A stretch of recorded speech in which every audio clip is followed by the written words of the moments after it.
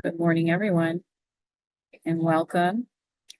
My name is Bianca Michuda, and I am the Community Engagement Specialist for the Development Services Department.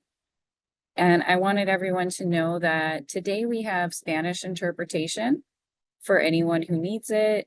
You can click on the globe icon at the bottom of the screen to join the Spanish room. So, buenos días a todos. Me llamo Bianca y soy la especialista de participación comunitaria para el Departamento de Desarrollo Urbano. Y hoy tenemos interpretación al español para quien lo necesite. Haga un clic en la imagen del globo al parte de debajo de la pantalla para unirse a la sala de español. All right. So again, I'll say good morning to everyone. And a reminder that we do have Spanish interpretation. If you need that, you can click on the globe at the bottom of the screen and select the Spanish icon. Buenos días a todos. Recuerdo que tenemos interpretación al español. Si lo necesitas, haga un clic en la imagen del globo al parte de abajo de la pantalla para unirse a la sala de español. So my name is Bianca, and I'm the Community Engagement Specialist here with the Development Services Department. And I want to thank you again for joining us for this September session of the Land Development Academy. We've been holding these sessions since the spring, and I'm just so excited that, we're still going and you're all here. So the Land Development Academy sessions offer a deeper look at the site plan review process from experts across the City of Austin departments, those who work with site plans. And before we get started, I would like to quickly review the engagement format for today's meeting. If we can go to the next slide, please. We have 1 hour set aside for today's program. And we're going to start with a presentation and we'll close with a Q&A session. So questions can be posted into the Q&A bank by selecting that option at the bottom of your screen. So it's different from the chat. It's the Q&A. And you can ask your questions in person at the end of the session by using the raised hand function, which is also at the bottom of your screen. Or you can just post them in the Q&A bank and I'll read them out loud. If you have issues with any of the functions in Zoom, you can feel free to chat one of the meeting hosts and we can help troubleshoot any issues that you might be experiencing. And while we hope to answer all of your questions, if there are any that we don't have the information or the time for, we will post a follow-up response. There will be a written version, a summary of our questions and answers today. And I also want to note for you that today's meeting is being recorded and you will all receive a link to the presentation and the recording shortly after. Have patience with us, but you will receive those materials. Again, the Land Development Academy website is where those will all be posted as well. So if you want to browse past sessions, recordings, and materials, you can. And with that, I am going to go ahead and introduce Juan Enriquez, and he's going to kick off our presentation and program. Hey, Juan. Hey, thanks, Bianca. Good morning, everyone. Thank you for being here today, and thank you especially for being interested in Subdivision 101. My name is Juan Enriquez. I'm one of the planning officers in the Development Services Department, specifically within the Subdivision Review Group. I've been in the planning profession for about 24 years, and I have been working for the City of Austin for close to 5 years. And I will be going over the slides for the first half of the presentation. And then eventually Amy Combs, she's the second plan officer in the Development Services Department. She'll be going over the second half of the presentation. Amy, she's been in the planning profession for 8 years. and she's been with the city of Austin for close to 5 years. So we kind of started more or less around the same time. One thing I would like to mention is this is Subdivision 101. So we're just kind of going over some general concepts, very kind of high level stuff. We'll try to answer some specific questions if you have them with the chat or afterwards.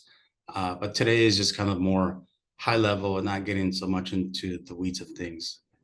With that, we'll go to the first slide, please.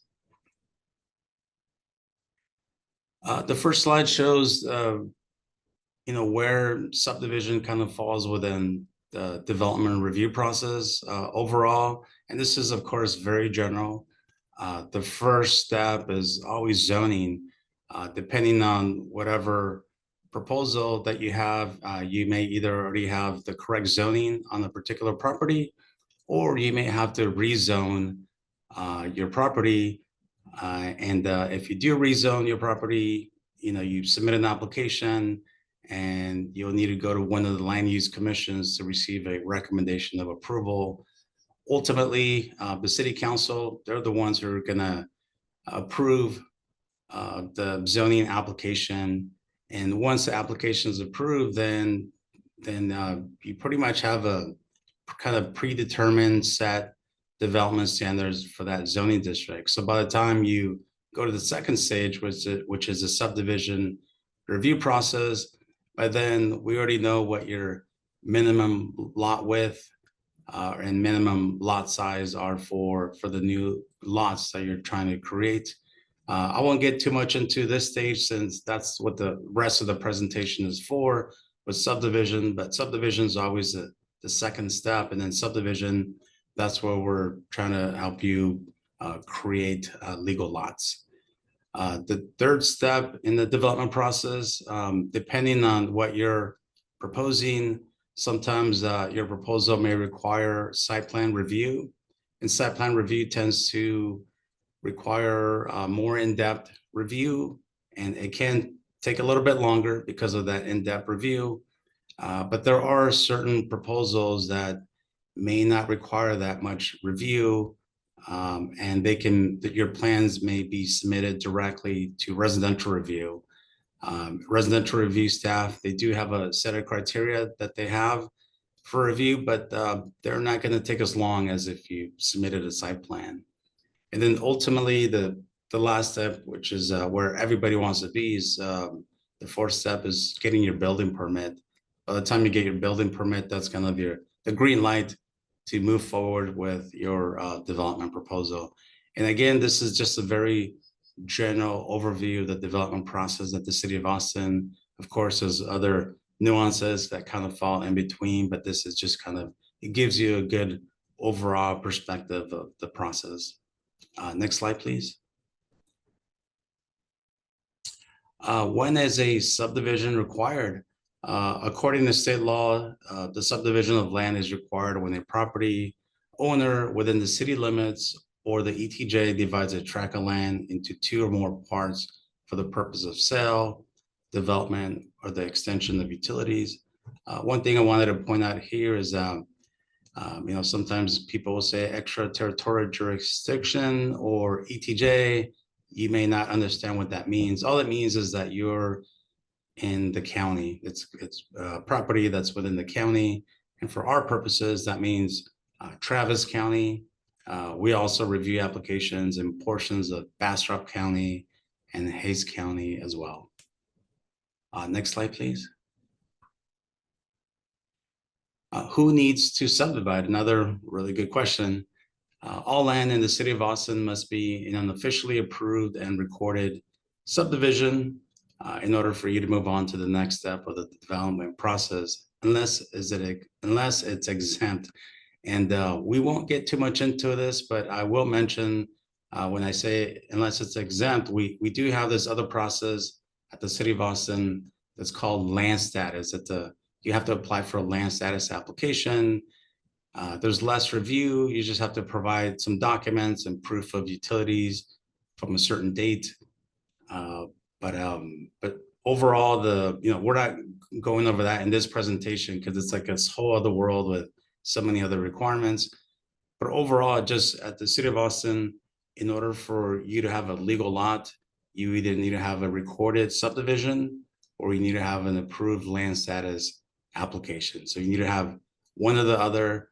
Once you get to the site plan stage or even building permit stage, the staff and those review groups, they'll be looking for recorded plat or approved land status application.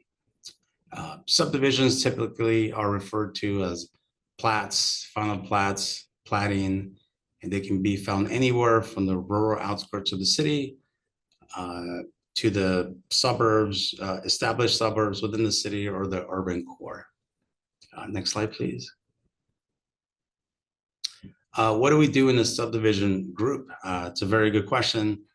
Whenever people ask me that, I always like to say that we kind of wear two hats in terms of responsibility.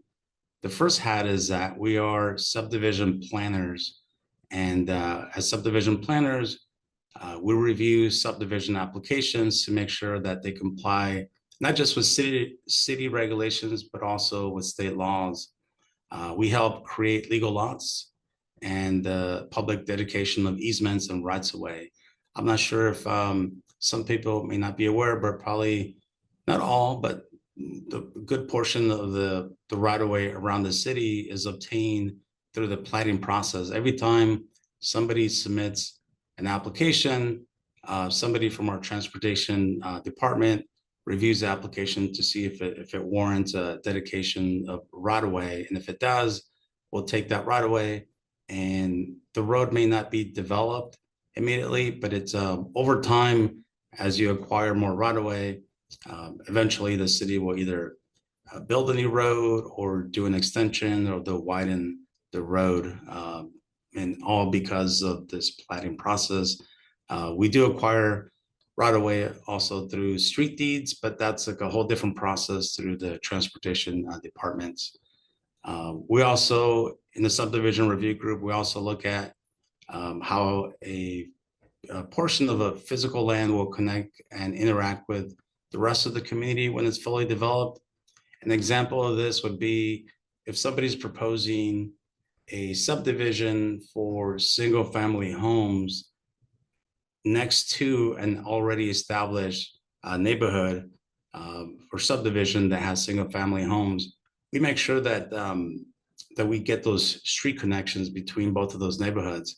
A lot of times you may be out in a neighborhood and then you'll notice that there are some street stubs that just kind of abruptly end, you know, at the end of a block, and you're thinking, why is that there?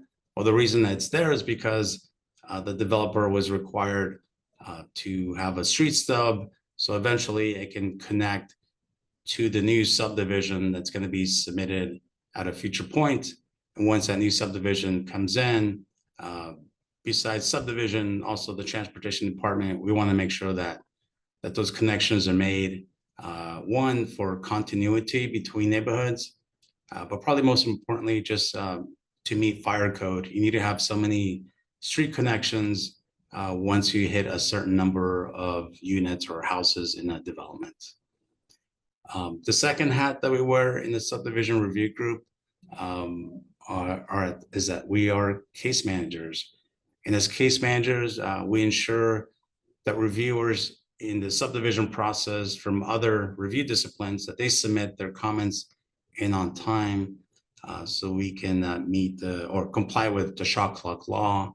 And my coworker, Amy, she'll go over shot clock and when that went into effect. But you know, we send out friendly reminders to other reviewers within the city and sometimes at the county for single office cases. And we make sure that when you submit your application, that you're getting your master comment report, that you're getting it on time. And again, Amy will go over shot clock, but generally, you know, the first review application, we have to get back to you. We're required by state law to get back to you within 30 days and then 15 days for each subsequent update. And you see, as case managers, we also help you record your plat at the county clerk's office.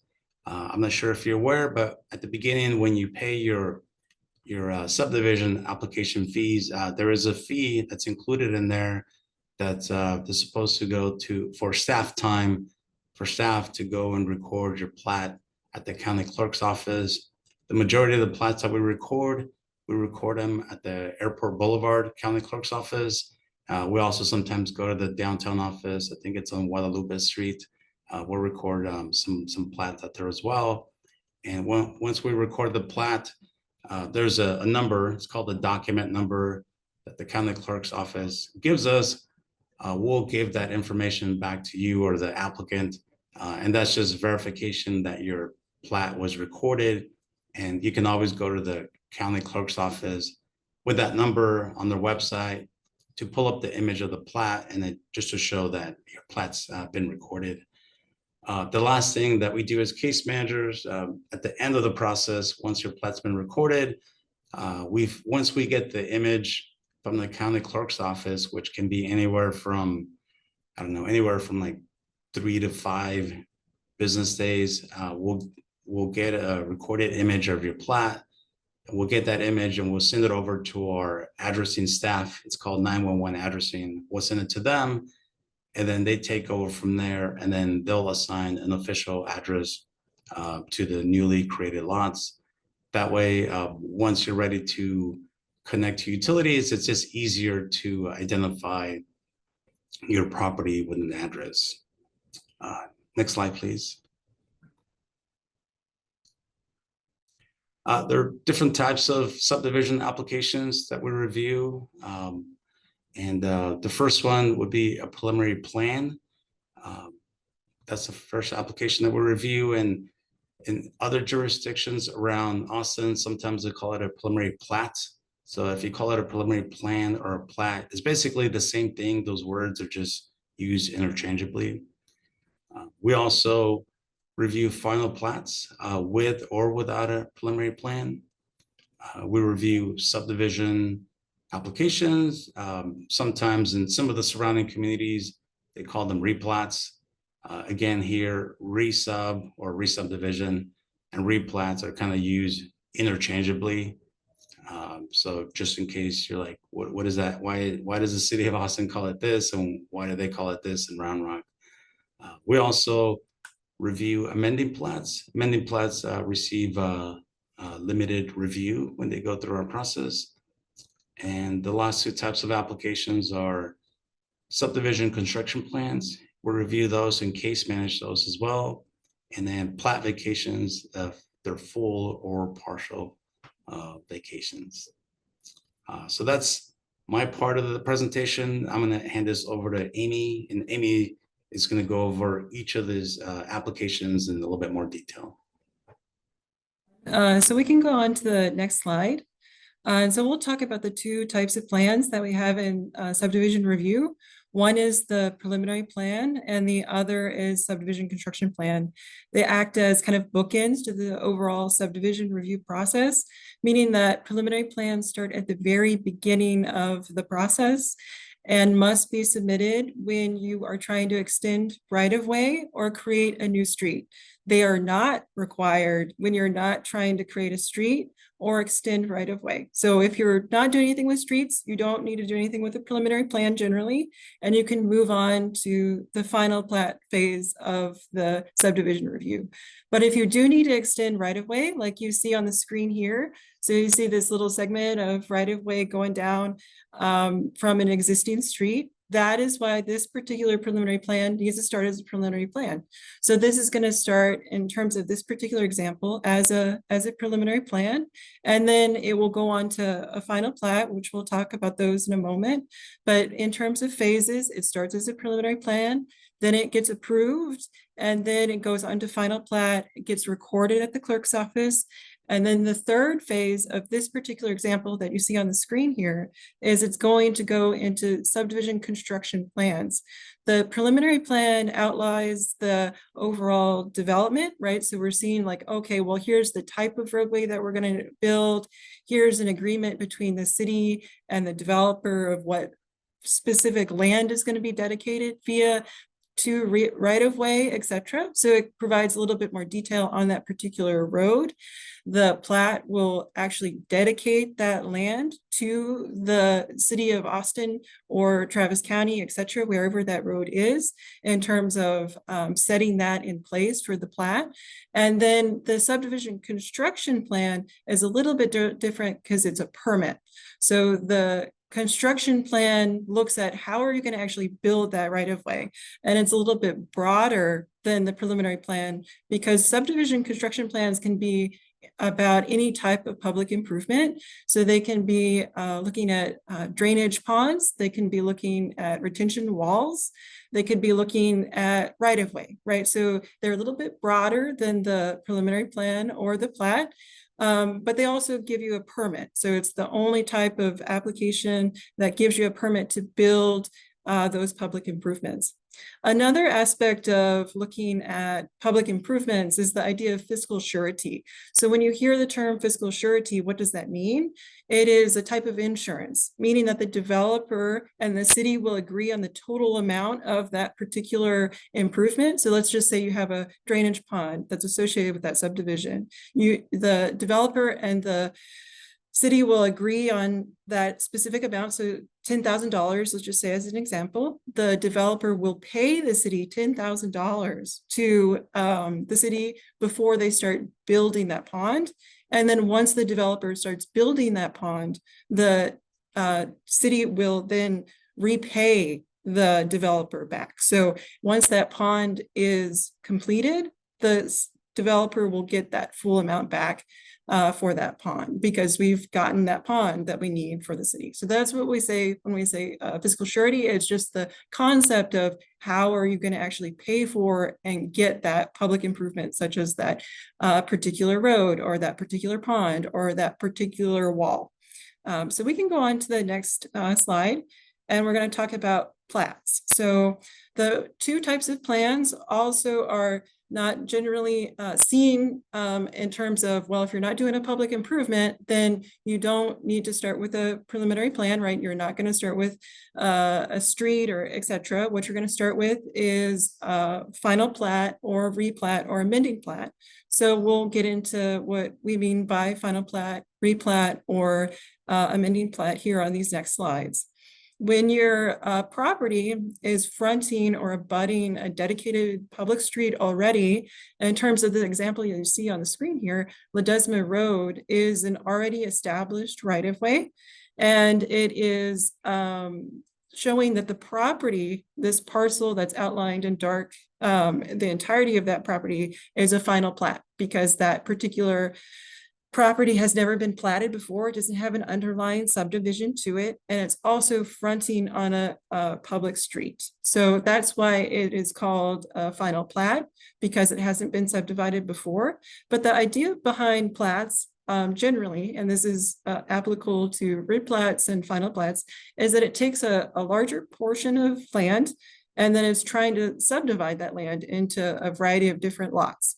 So it's saying, I have this larger parcel or tract of land, and I would like to propose, in this example on the screen here, 7 lots, right? So it's in subdivision review, we're looking at how this smaller puzzle piece is fitting to the larger puzzle of the city of Austin. So it's both establishing those smaller lots that you see on the screen, but it's also saying, like, how are you going to get water? How are you going to get electricity? How are you going to get fire access to these particular lots that you're trying to propose? So yes, it does look like lines on a piece of paper, but there's a lot of different review types that go into looking at these particular lots and seeing the idea there of providing that service of trying to see how these larger properties can be subdivided into multiple lots. So the idea there is looking at the physical division of land. Subdivision review is not looking at structures or anything of this nature.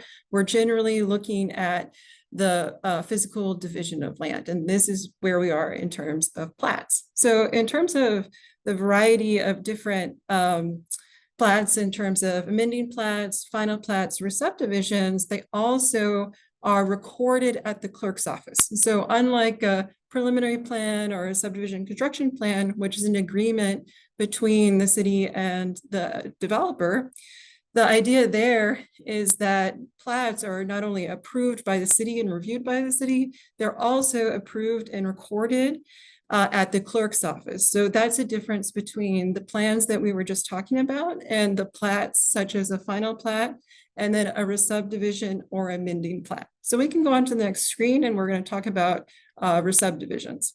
Re-subdivisions are one of the most common types of applications that we receive in subdivision review. They, again, in similar fashion to the final plat, are on that particular right-of-way that's already established. So you can see on the screen here that it shows a established right-of-way. But unlike the final plat, this one is showing that in the title here above, you can see the subdivision of lot 9 and a portion of lot 10. So for re-subdivisions, unlike final plats, it's not raw land. It's already been subdivided before. So re-subdivisions can include not only raw land, it can include a mix of whole lots and portions of lots as well. So it can include a variety of different land types. But it's very similar to final plats because of the idea of reconfiguration of the physical land. So in terms of this particular example on the screen, you can see that from a lot and let's say a half of a lot, they're trying to create 3 lots, right? So they're creating these 3 lots on the screen here, and that's what they're trying to do through the re-subdivision. And they can do that through the re-subdivision. So again, like the final plat, it's looking at how does this re-subdivision connect to, in a safe way, to the rest of the community. So how are we going to get water? How are we going to get electricity? How is drainage going to occur? That type of review happens during both the final plat and re-subdivision review process. So the idea here of re-subdivisions is that once you re-subdivide, that particular existing plat that you're trying to re-subdivide doesn't disappear. It doesn't evaporate, right? It just sits on top of the existing plat, right? So re-subdivisions are a way to just look at how to reconfigure the land. But in terms of any restrictions or easements that are already on the existing plat and are dedicated via the existing plat, kind of move up, if you will, to the re-subdivision. So the re-subdivisions and amending plats do not remove or erase, if you will, that initial re-subdivision that's underlying. They just sit on top, if you will, of the existing plats that are already on the property. So we can move on, and we're going to talk about amending plats. Amending plats are the last type of general application that we receive at subdivision review. Amending plats, unlike final plats or unlike re-subdivisions, allow for the idea of very specific things to happen. So state law is saying that 12 specific things can occur during an amending plat.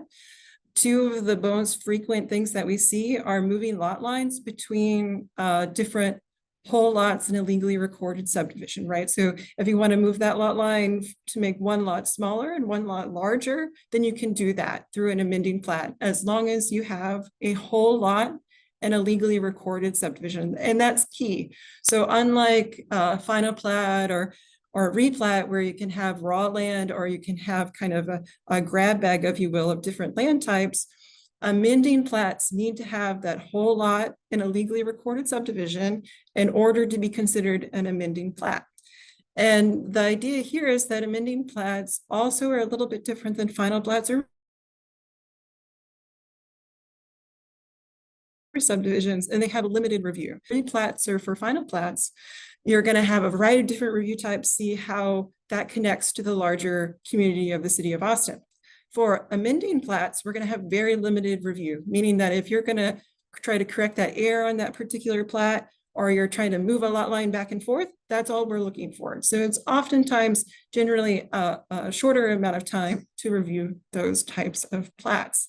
So final plats, re-subdivisions, and amending plats are the 3 types of plat applications that we have.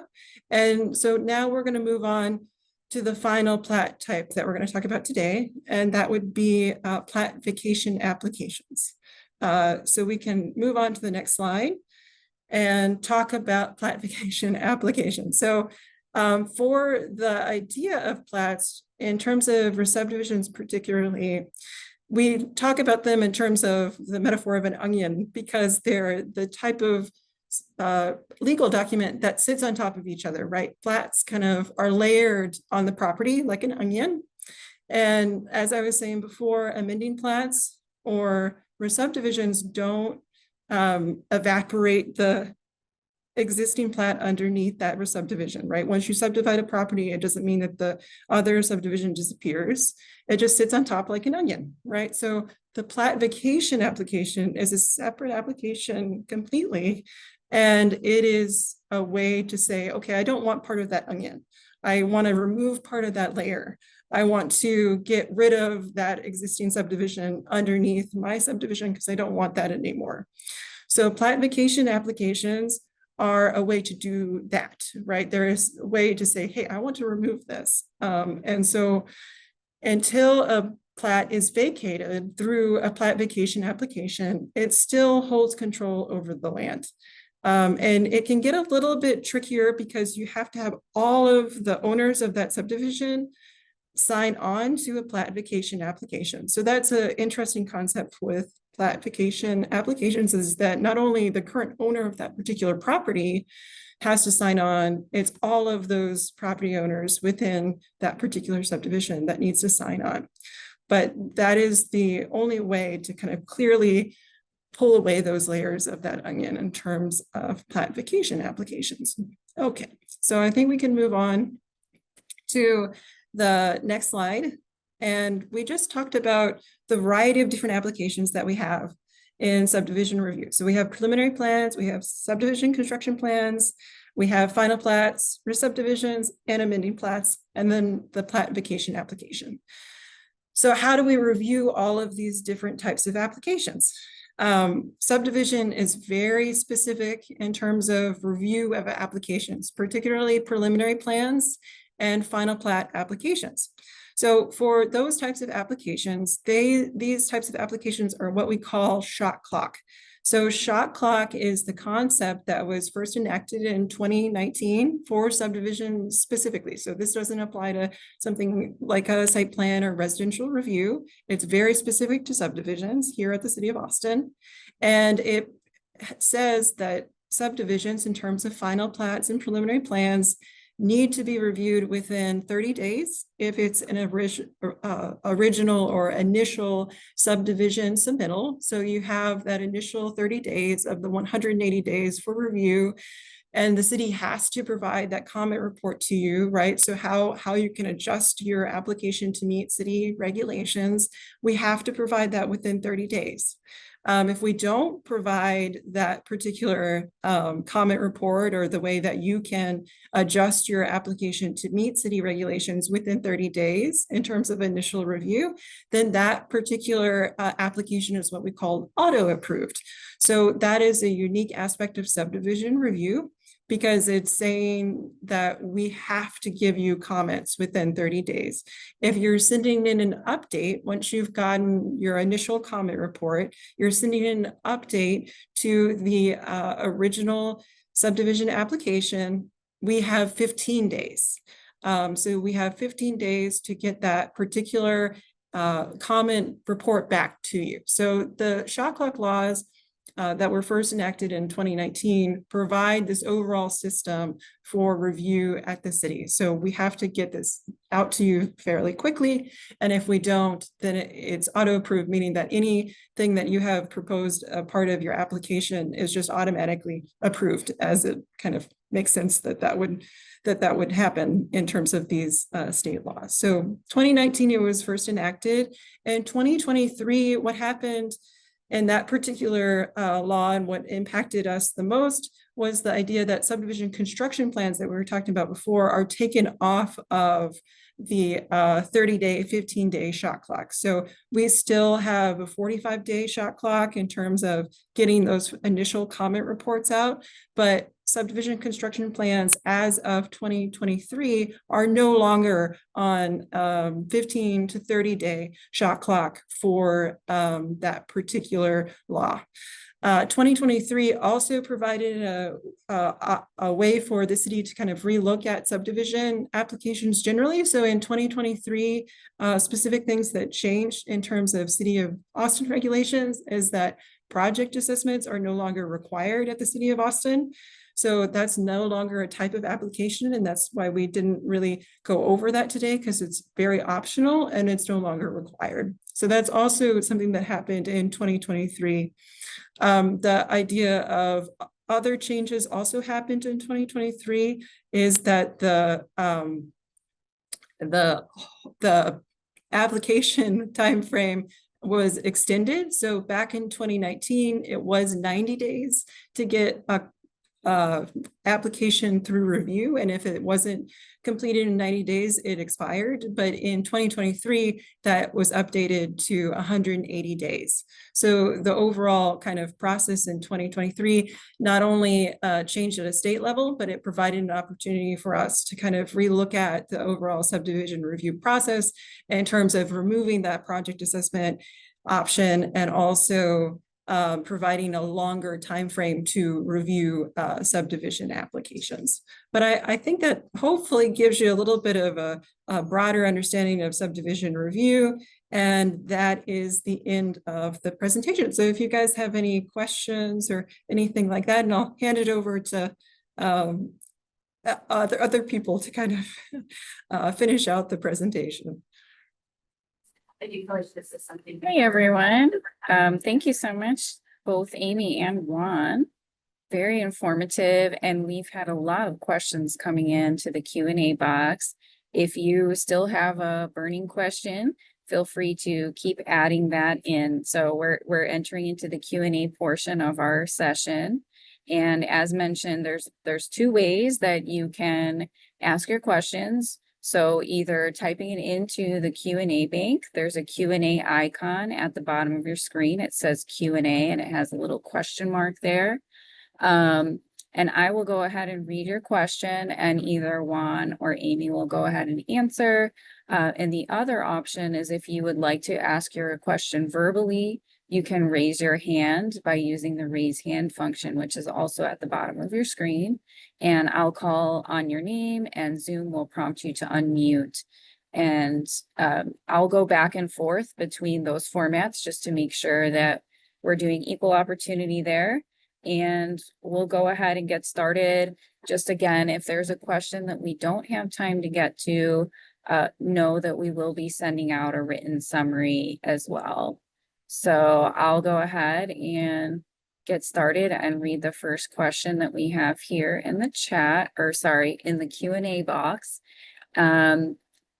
This is, let's see, one of our earliest questions comes from Lifeng Wang.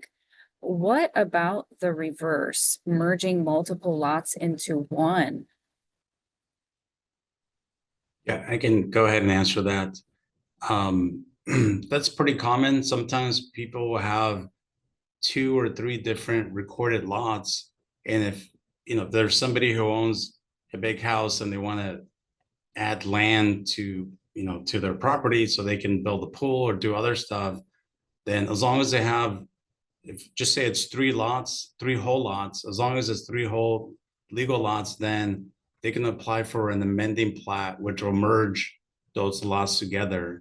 And like Amy went over earlier, an amending plat gets limited review because the idea is that most of the items have already been reviewed with the original application. So even like drainage, water quality, will be less review on that, because you're going to have a less of an impact having 1 lot compared to like 3 lots. So merging 3 whole lots into 1 would be an amending plat application.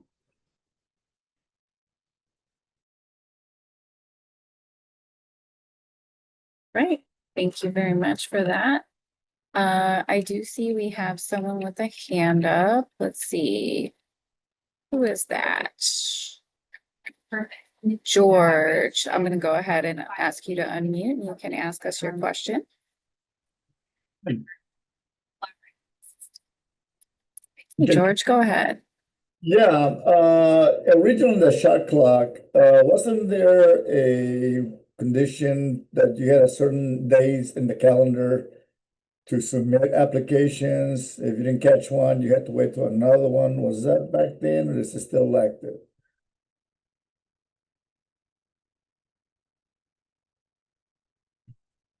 I can answer that one. I think that Okay. the idea there of no, from my understanding, it provided just that 30-day, 15-day shot clock for city staff and any county reviewer that is reviewing that application if that's required for that particular application. So no, the idea of you couldn't do one or the other before another application, etc. That didn't come from shot clock. We do have provisions in city code that says that you generally have to do one before the other, right? So if you're sending in a preliminary plan, generally we ask you to get that approved before your final plat comes into review. But from my understanding, that does not come from state law, but that is in city code. So the overall process that I was talking about before of like preliminary plan, plat, and then subdivision construction plan is generally outlined in city code. So that's coming from city code from my understanding. Thank you, Amy. I will go ahead to our next question in the Q&A box. If a re-subdivision is on an established right-of-way where access is expected to be altered, are there any changes in the steps required to replat?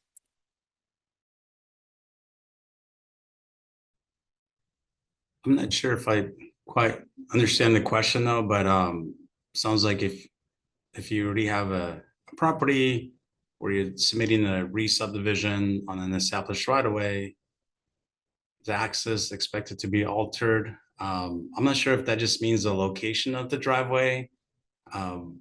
If that's what you're trying to ask, then that's something that will get reviewed by our transportation reviewer during that time. If it's either that you're making that request or that the city's making you make that change to meet their requirement. But those things do get looked at during the re-subdivision review application. Hopefully that answers your question.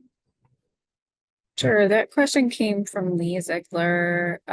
Lee, are you still with us on the call? Did you want to respond? I do see, I'm going to allow you to talk if you'd like to say more.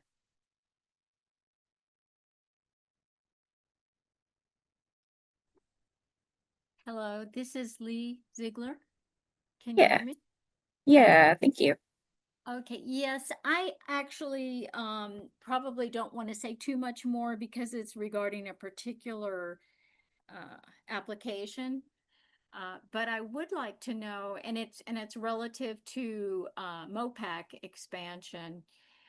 So I'm just wondering if that MOPAC expansion includes additional right-of-way, how that would be accomplished.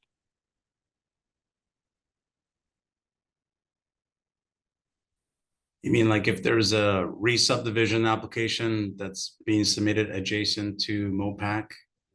If that's the case, then again, the transportation reviewer, they would be the ones who would let you know during the review process if there's additional right-of-way that's being requested. I forgot if MOPAC is a state road. I don't think it's a city road, but if it is a state, I guess the transportation department reviewer, they'll help coordinate if there's additional right-of-way that's required.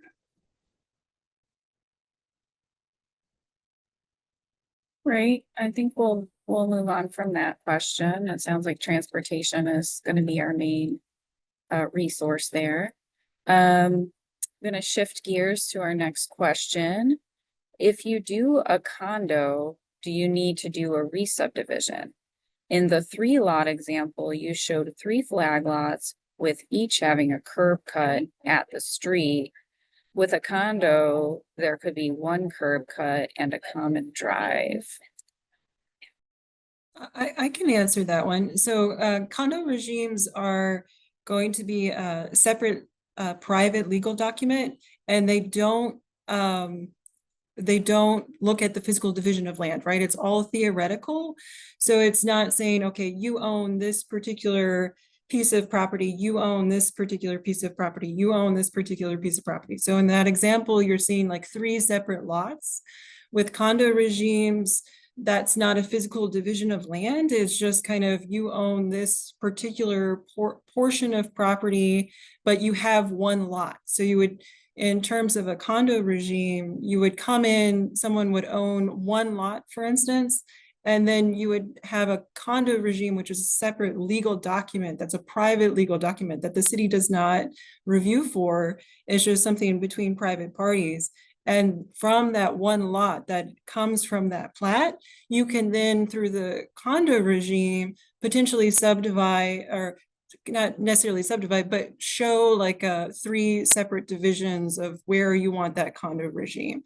But the idea of a condo regime showing 3 separate lots that 3 separate people own, that's not necessarily true. You would own 1 particular lot, and then each owner would own a percentage of that particular lot. But we don't review for condo regimes. That's, again, a separate legal document that comes after a subdivision has occurred. And it just looks at the percentage of overall ownership of that particular lot. So it's not saying that they're going to subdivide and now I have 1 lot now that I have a condo regime. They're 2 separate legal documents. One is reviewed by the city and one is purely a separate private legal document. Thanks for telling us about that distinction. I've got another question about the shot clock. How does it affect review timelines in practice?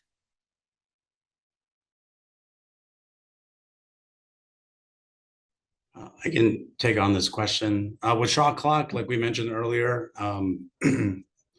this law was put into place to kind of keep things moving forward.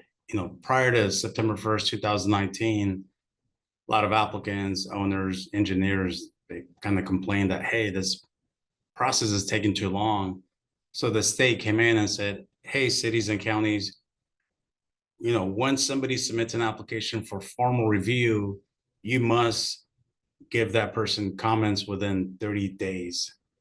And then, or else if we missed our deadline even by 1 day, then you get an auto approval kind of as is, you know, the way that the plat is at the time, you know, your plat gets approved, you know, as is, even if they haven't gone through the whole process yet. So we're really trying to avoid that. We didn't get any auto approvals this past year, which is great.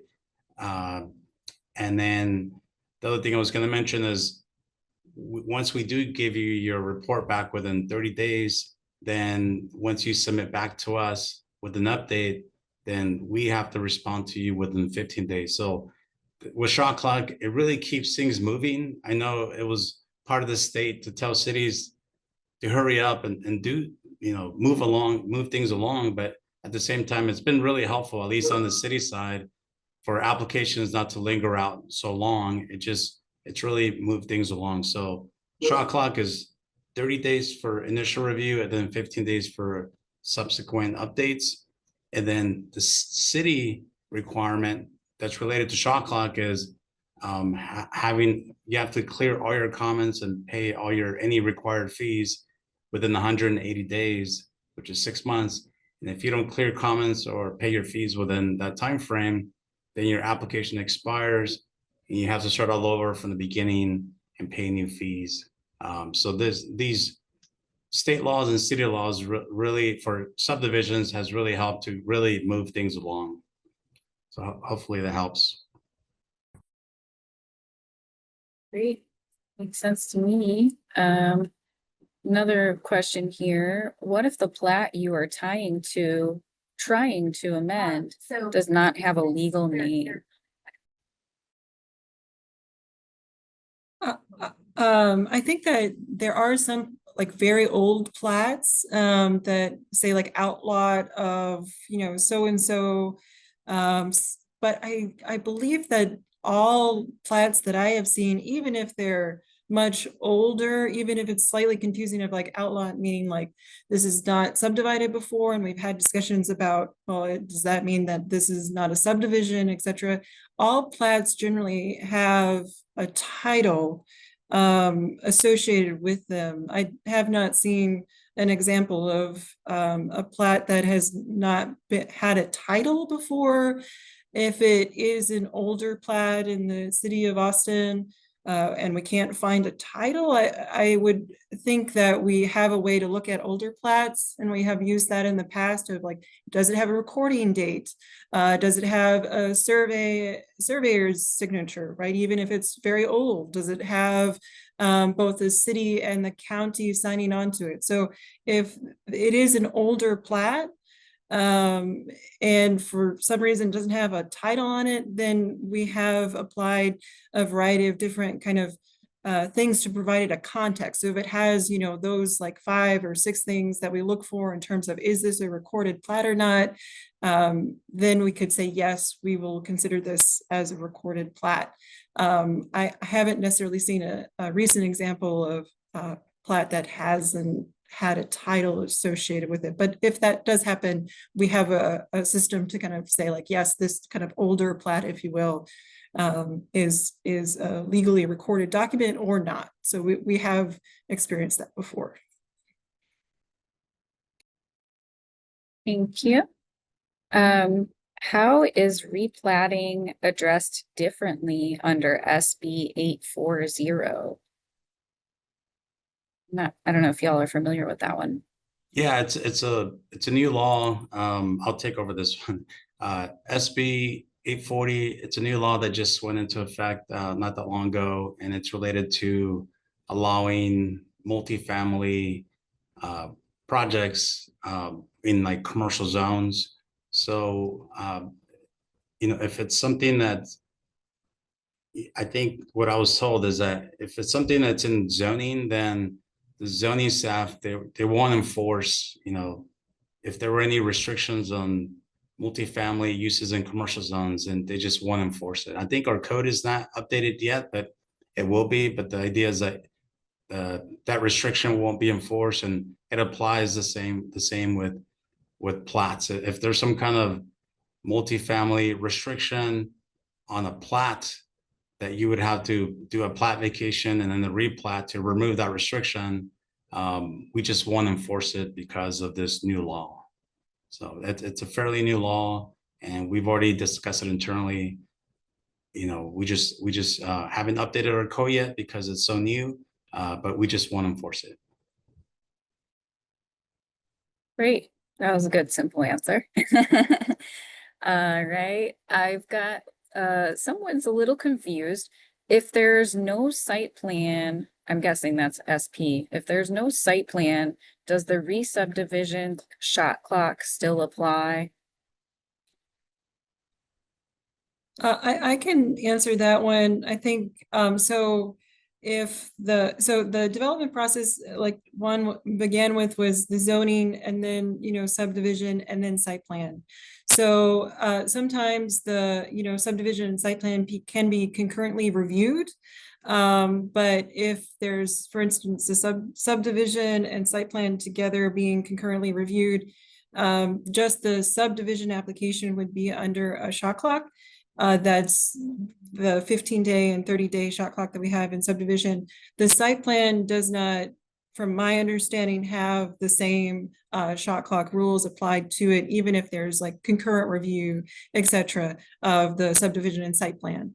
But I hope that answers the question. But if it's just going through the overall process, there's likely might not be a site plan yet, because we're still in subdivision review. So sometimes that happens.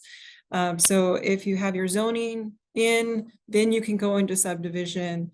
And then if you have your subdivision generally approved and recorded, you can go on to site plan. But yes, sometimes there is like a subdivision and site plan that are concurrently reviewed. But in that case, it would just be the subdivision application has that 15-day and 30-day shot clock. Thank you. I think we are almost out of time, so I would like to just thank everyone for being here with us today once again. I want to remind you that you'll all receive a link to today's meeting materials, and we will also include responses to any unanswered questions from today's meeting. We do have several unanswered questions still, and we'll get to those. So don't worry, you won't be left hanging for too long. If you do have an additional question that you didn't have an opportunity to ask, you can go ahead and email us at dsdcommunications@austintexas.gov, and we'll be happy to get you the information that you need. I also posted in the chat, and there's a QR code as well. Please take a minute or two to provide us with feedback on today's engagement. We'll use that to continue to improve our Land Development Academy offerings. And if you're interested in further classes, again, check out the Land Development Academy webpage. That's also got a QR code, and the web address is in the chat. And that's where you can register for future classes, and you can also find recordings and session materials from previous sessions. Our next class is going to be on October 7th, and this was a highly requested class that we held back in June at the Permitting and Development Center. It's called Environmental Review Permitting. It's a two-part, 2 hours each day, and it's really in-depth with Mr. Mike McDougall. Folks really wanted this to be online, and so we listened, and that's exactly why we want your feedback. We like to hear. We want to serve you and get you the information in the way that you receive it best. And so we are going to be offering that online on October 7th. Go ahead and sign up. And I think that's everything for me. Thank you all again. And Juan or Amy, do you have any closing words that you'd like to share with our audience today? The only thing I wanted to say is just thank everybody for being interested in subdivisions. It's, we do this on a daily basis, so we're excited that you guys are interested in this. I'm not sure, Bianca, if you still have that email. We have an email for DSD subdivisions. If anybody has any general questions about just subdivisions, and you can send an email. I think it's in the webinar chat. It's in there, and we have a full-time dedicated person that reviews that, and they'll respond to you throughout the day. And also, if you ever want to just meet with somebody, so the email is like you email somebody and someone will respond to you. But if you actually want to meet with somebody in person or virtually, we have 20-minute slots, and I'll put the link in this same chat. You can go in there and you can set up a meeting, a 20-minute meeting. His name is Patrick Collins. He has lots of experience. He's great to work with. You can meet with him, and he'll be able to answer your questions, and whatever he doesn't know how to answer, then he'll normally come to Amy and myself, and we'll help him out though. But again, thank you very much for coming and listening to our presentation. Well, thank you all. Until next time, we'll see you October 7th.